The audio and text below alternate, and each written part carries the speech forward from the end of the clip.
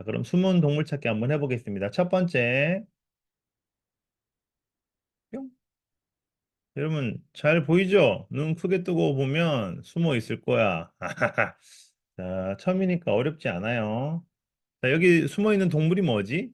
동물을 맞추기로 할까? 동물. 자, 동물 뭐예요? 지금 보이는 거? 동물. 자, 이걸 부엉이라고 하는 사람도 있는데, 부엉인가요, 이게? 동물을 좀 더 아는 친구는 부엉이와 이 동물의 차이를 알 수 있죠. 자, 여기 지금 우리가 화면에 보고 있는 건 올빼미죠, 올빼미. 올빼미, 올빼미. 다 찾았어요, 여러분? 밤에 올빼미 보니까 좀 무섭지. 나무에 올빼미가 숨어 있었어요. 자, 두 번째. 요건 좀 어려울걸? 찾았어? 자, 이거는 뭐라고 해야 되지, 이게? 개 같기도 하고. 자, 나무 속에 늑대. 늑대 찾았어요, 여러분? 늑대. 시베리안 허스키 같기도 하고, 개 같기도 한데, 아무튼, 여기에 이렇게 늑대가 숨어 있죠, 여러분? 다시 한번 볼까요? 여기에 숨어 있습니다. 오케이, 잘 찾았죠? 좋아요. 자, 그럼 세 번째. 자, 이제부터 조금씩 어려워지니까 눈을 뜨고 잘 관찰하세요.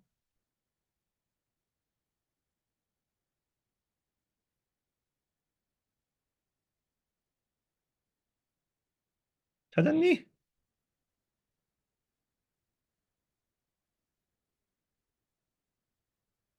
아니, 다람쥐가 왜 나와, 여기? 다람쥐가 왜 나와, 여기서?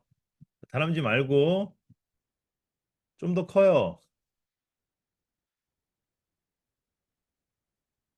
사자라니, 여기 사자가 어디 있지, 지금? 사자, 다람쥐, 밥솥. 밥솥은 뭐야, 지금? 밥 안 먹었어? 오늘 8시로 늦췄는데 밥 먹고 오라고. 자, 나무 속에 보면 이게 사슴이 있죠, 이렇게. 뿔 달린 사슴. 네, 고양이도 아니고 사슴이었어요, 여러분. 자, 한번 볼까요? 다 찾았나? 이거 의외로 많이 틀렸네. 이거를 모르는 친구들이 있구나. 자, 조금만 더 자세히 관찰합니다, 이제부터. 자, 그럼 하나 더 해볼게요.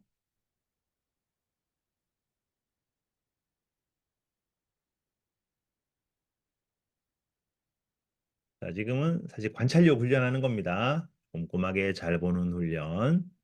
얼핏 보면 보이지 않아요. 하지만 조금만 더 자세히 보면 보이죠?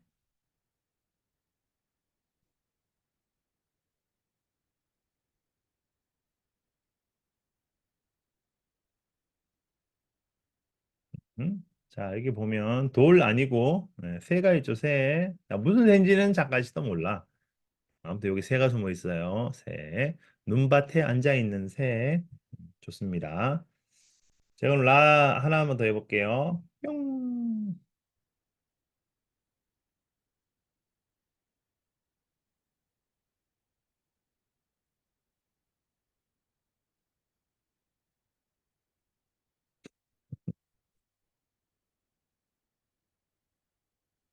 자, 무슨 동물일까?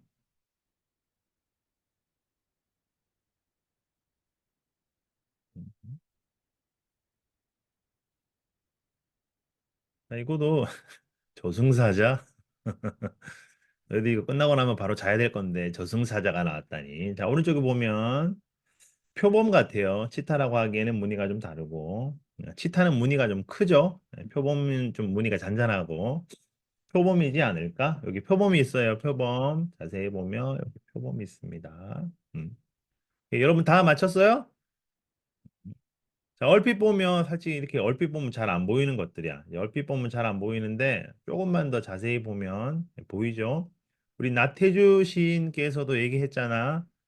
잠깐 지금 시가 떠오르지 않는데 오래 보아야 예쁘다. 맞나? 자세히 보아야 사랑스럽다. 오랫동안 자세히 보면 안 보이던 게 보인다. 이렇게 요거 알아봤어요. 그래서 오늘은 여기 오래 보면 자세히 보면 보인다 이 말 하려고 우리 숨은 그림 찾기 한번 해봤어요. 숨은 동물. 오래 보고 자세히 보는 거 되게 중요한 거예요. 오래 자세히. 오랫동안 생각하면 이걸 이제 글쓰기로 가져와 보면 여러분 오래 생각을 해보면 쓸 수 있어요. 오래 생각하면. 작가 씨가 어떤 글쓰기 주제를 주고 저희가 한번 써볼까 하면 많은 친구들이 이 20초 정도 있다가 생각이 안 나요.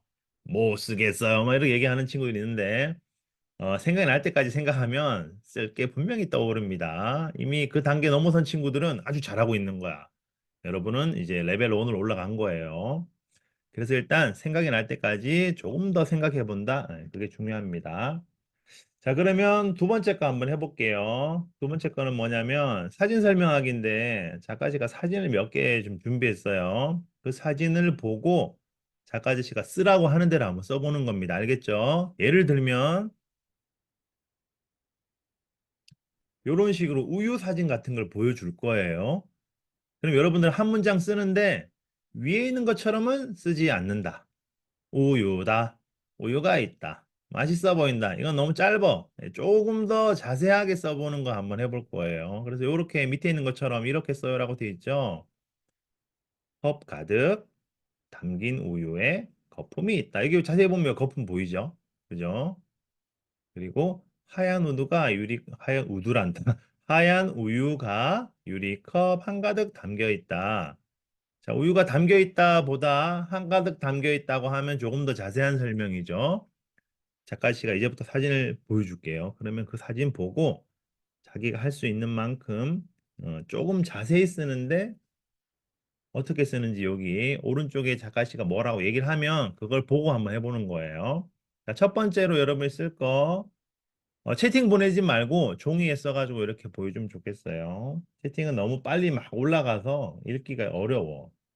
그래서 종이에다가 큼직하게 좀 써서 화면에 잘 보이게 해줘요. 잘 보이는 거 한번 읽어볼게요. 자, 첫 번째는 딸기. 자, 이거 딸기 어떻게 쓰느냐? 딸기 모양 색깔에 대해서 한번 표현해 보는 거예요. 딸기 모양 색깔을 여러분이 써서 누구 보여주면 그 사람이 여러분이 본 거랑 똑같은 거를 머릿속으로 상상할 수 있게 최대한 자세히 한 문장만 쓰는 거예요. 한 문장만. 그런데 한번 써볼까요?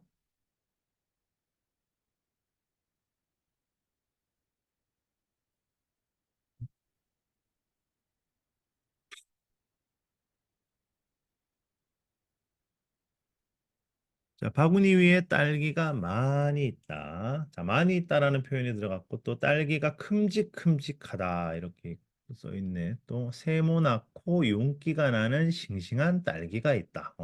세모, 윤기, 싱싱. 자, 이런 표현도 들어갔네요. 딸기가 열정적인 붉은색이다. 어?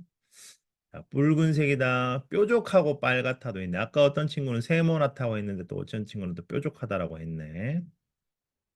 빨개서 먹음직스럽다. 싱싱하다. 그런 표현이 있고. 음, 빨간색이지만 정말 맛있는지는 모르겠다. 상자 속 딸기가 한가득하다. 좋아요. 자, 지금까지 읽은 거랑 조금 다른 게 있으면 한번 볼게요. 음, 한가득 있다라는 표현, 세모나고 윤기가 흐르고 에베레스트 산처럼 뾰족하다. 뭐 이런 표현도 있고.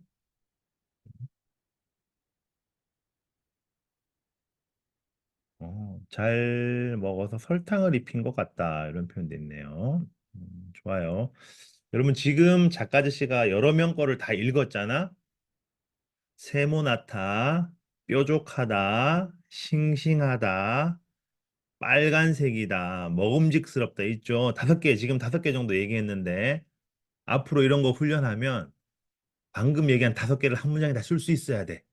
그 정도로 자세히 보란 말이지. 무슨 말인지 알겠죠, 여러분? 새빨간 땅 딸기가 반짝반짝 윤이 나고 에베레스트 산처럼 세모난 모양이어서 굉장히 먹음직스럽다. 이렇게 쓰면 아주 자세한 거죠.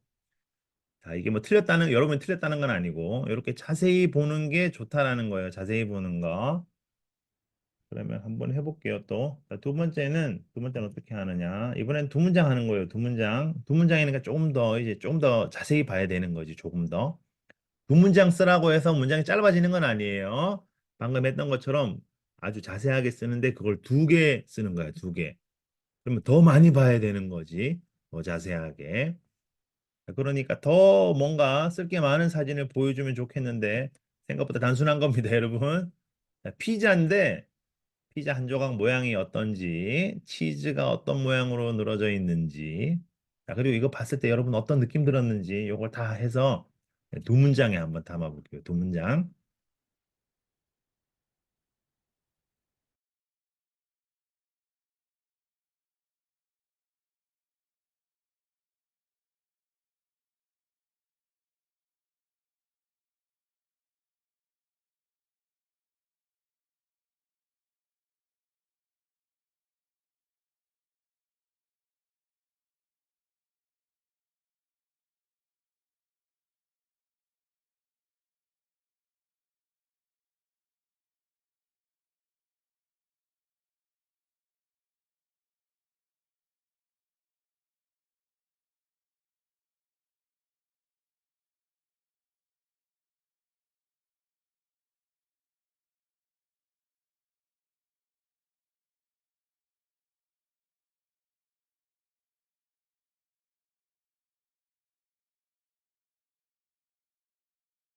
자, 피자의 치즈가 쫄깃해 보인다. 껌처럼 쭉 늘어나 있다. 마시멜로우 같이 잘 구워져 있다.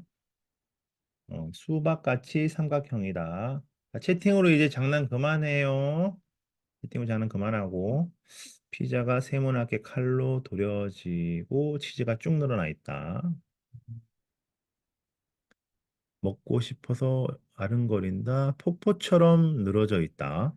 봐요. 자, 잠깐씩 이걸 다 읽어줄 수는 없으니까 여러분 요거 이렇게 잘 쓴 다음에 글 올려줄 때 홈페이지에 같이 올려줘요. 자, 윤기가 난다. 좋습니다. 피자가 치즈에 딱 붙어서 떨어질랑 말랑 하고 있다. 지금 여러분 사진 한 장 보고 생김새 쓰라고 했는데도 되게 길게 잘 썼죠. 이런 식으로 이제 오늘도 해보면 돼요. 여러분 이걸 꼭 기억하세요. 네, 좋습니다. 내리세요. 여러분 아주 잘했어요. 지금 여러분 쓴 거 되게 자세하게 구체적으로 아주 잘 썼는데 이런 식으로 한번 해보는 거예요. 두 문장 쓰라고 했는데도 이렇게 잘하면 뭐 엄청 진짜 뭐 되게 잘 쓰네. 그러면 이거 바로 한번 이걸로 넘어가 볼게. 이번에는 네 문장 써볼게요. 네 문장. 네 문장이니까 아주 길겠지? 그래서 이번에는 볼 게 많은 거 한번 보여줄게요. 오늘 여러분 저녁 뭐 먹었나? 저녁 뭐 먹었는지 간단하게 한번 써볼까? 음, 김치찌개도 있고, 김밥도 있고, 삼겹살, 삼겹살, 음, 생선구이, 떡국, 안성탕면, 보쌈, 뭐 여러 가지 많이 먹었네. 돈가스, 불고기, 소세지, 빵 한 조각 먹었다고? 끝나고 좀 뭐 좀 더 먹어. 좋습니다. 치킨, 오믈렛, 갈비. 작가지 씨는 고기국수 만들어 먹었어요. 고기국수. 고기국수 뭔지 아나? 비빔 고기국수. 아, 여러분들이 작가지 씨를 만날 기회가 있으면 맛있게 해줄 수 있는데 고기국수를 만들어 쌈 싸 먹으면 정말 맛있습니다. 자, 그러면 오늘은 요거 가지고 한번 해볼게요.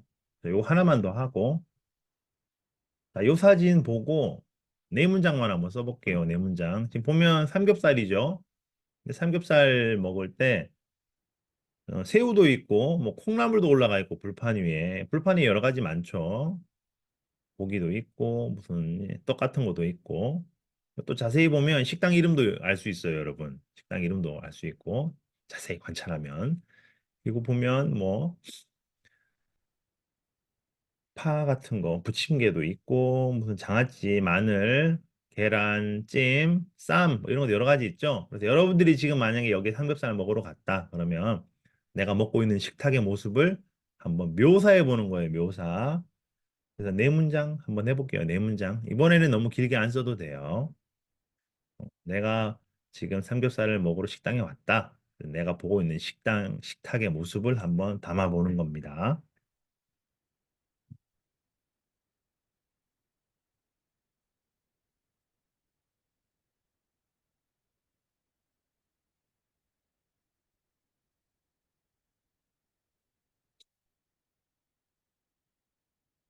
음,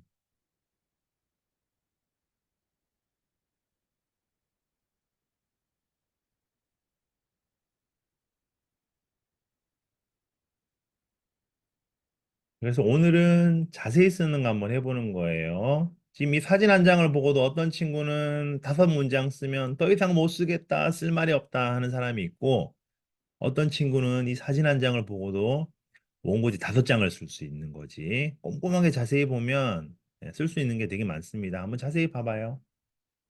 식당 이름 써도 되고, 여기가 뭘 파는 곳인지, 뭘 하는 곳인지, 요 삼겹살을 시켜서 화면에 뭐가 나왔는지 이런 것들 다 이제 나와 있죠.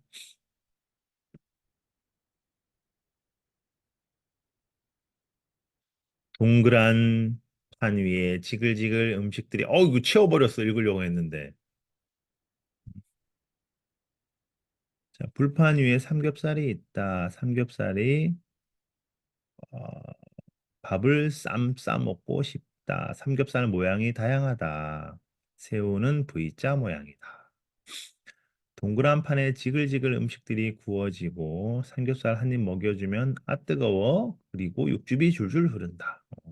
자, 요거 이제 느낌 써도 되는데 지금은 일단 눈에 보이는 걸 한번 자세히 한번 써보면 좋겠어요. 잘했습니다. 자, 또 뭐가 있을까?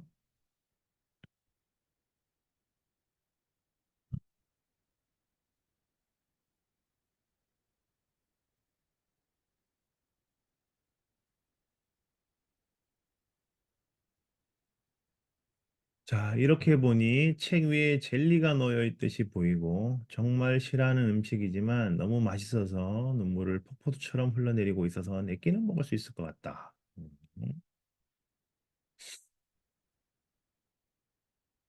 식탁 위에 바삭한 번데기와 지글지글 보글보글 구워지고 있는 삼겹살 그리고 담백한 새우가 한데 어우러져 있다.